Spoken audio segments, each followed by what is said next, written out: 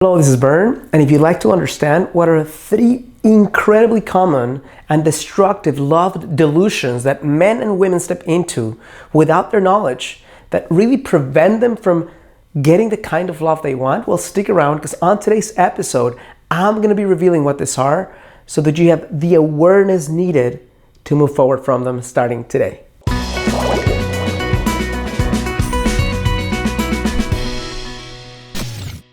Hello, this is Bern. Welcome to your greatlifetobe.com. Today is another edition of Get the Love You Crave. And on today's episode, I'm going to be sharing with you three love delusions that are, for most women and men, not top of mind, but that really prevent them, pull them down and prevent them from experiencing the kind of devotional, passionate love they want with their significant other. The first love delusion is that love will fix it. So what does this mean? Imagine for a second, if you will, that your life is kind of sucky at the moment. A new coined word, sucky. And that you're not experiencing a lot of passion, that you're feeling kind of lonely, that you're not feeling super excited.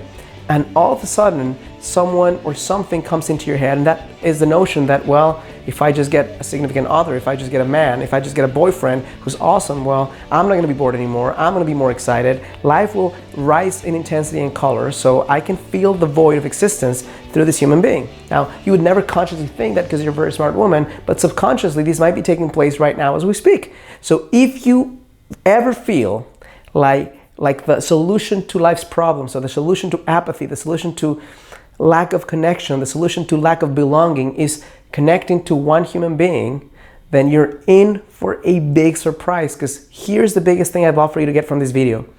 If nothing else, love is a magnifying agent. That means that if you take love, imagine love is like a loop, and that love loop is going to make everything you're experiencing, it's just going to shed some light into it. It's kind of like money. If you're an asshole and you get money, you'll be an asshole that's all the more asshole-ish in nature, because now you have a way to manifest your desires into action, right? If you're a generous human being and you get money, then you'll be more generous with your cash and you'll extend it into those of need. Love is the same way. If you're someone who is experiencing self-doubt and self-worth issues, love will make sure that you can see. Imagine that you get into, I don't know, the Gap store and you take off your shirt and you see every imperfection because the light is so bright and so shiny, and the mirror is one of those mirrors that's true to life, and you start feeling like, oh my God, is this me? Like, I'm looking at myself in the mirror. Have you ever had that experience? That's what love will do. It will shine it's a magnifying glass with big bright lights like the ones I have here, that will make sure that the things you're not clear on right now, the things that you're afraid of in yourself, will just come to the surface. So don't enter a loving relationship thinking it's going to cure your self-worth issues. It's just going to make them bigger. So that's why it's so important to solve that kind of stuff before you step into a relationship, or to do the best you can to at least get ahead in those situations. Same thing if you feel like life is not exciting. Well, guess what happens? You connect to a man and all of a sudden the first 2 weeks is exciting.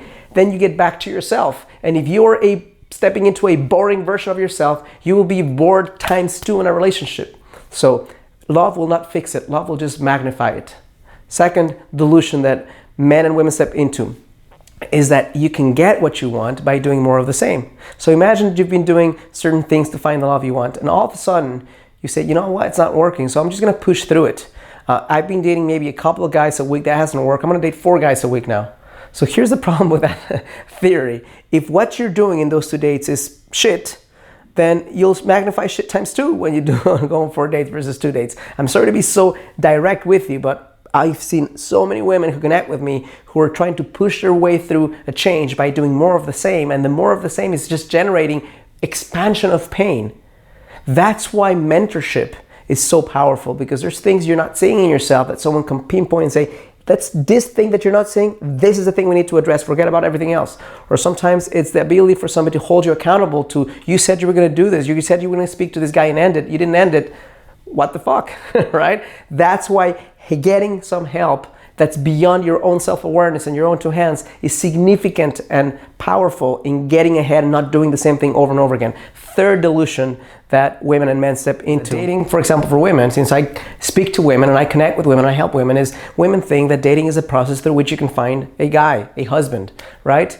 And yes, that can be a primary way for you to do that, or it can be a secondary effect of what you do. And I suggest that in a conscious way, you make dating, the finding of a soulmate, a byproduct, but not the end goal of dating. If you could use dating as a spiritual playground for creating more self-awareness, for creating more self-love, for showing up with more expressiveness. You could use dating as a process through which you can learn how to set stronger boundaries with love. You can use dating as a path for you to understand how to ask for what you want and how to say no when someone shows up the wrong way. In essence, in short, dating can be a vision or a process through which you become a more amazing woman, a more gifted lover, a more connected human being, you put spirit into action in a practical, conscious, juicy way.